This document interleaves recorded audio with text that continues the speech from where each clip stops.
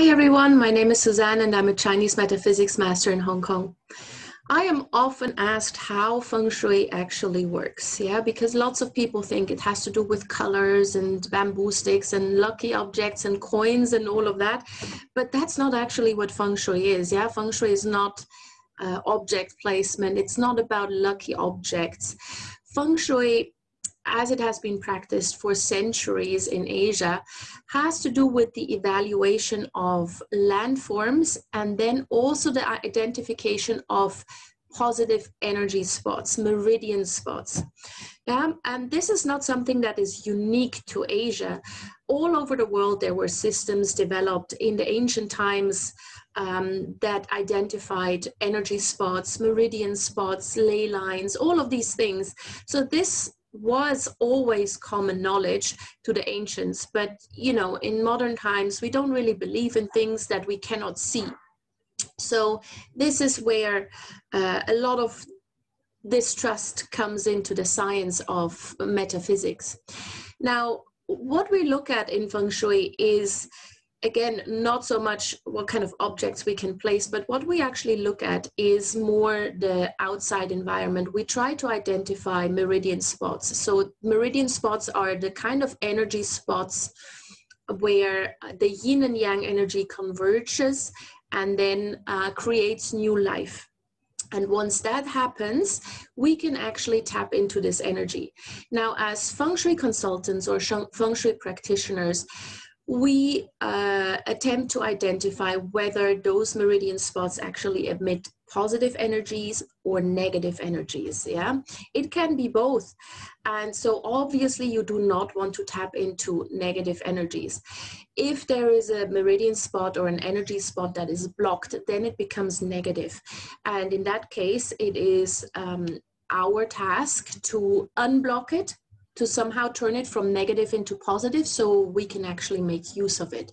And the way I usually explain it is, it's like doing acupuncture, right? For those of you who have gone to an acupuncture treatment, the acupuncture practitioners always also works with meridian lines in the body and meridian spots in the body. And usually when a meridian point is blocked, then you experience health issues, whether that be knee problems or migraines or kidney issues or back pain. Any type of issues, can be caused by a blocked meridian spot or a meridian line that just doesn't work as it should. And the needles are then used to trigger the meridian spots, unblock them, or reactivate them, right? So the same is what we do in Feng Shui, except that we don't use the human body, we use the earth as a replacement for the human body. And so on the earth, on the surface, in the landforms, we identify these meridian spots, we identify the meridian lines, and we check whether or not they're positive or negative and how they flow into your house. Now, if you have a negative meridian spot or energy spot somewhere around your house, you obviously do not want that type of energy coming into your home, because that can then lead to blockages, to setbacks, to obstacles, right? And so then it is up to us to somehow manipulate the qi flow into a more positive manner so that it can actually be effectively used by the occupants of a property.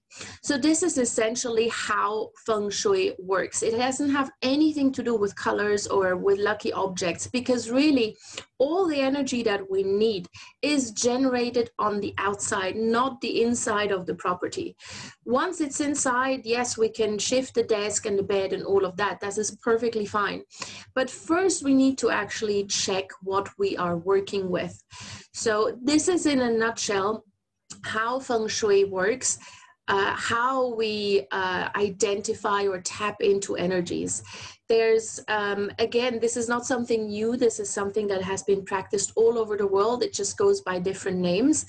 And more and more people actually start to come back to this kind of concept that everything is energy, and everything actually affects us. So if you have more questions, get in touch with me. My contact details are in the notes below, and I'll be happy to answer your questions.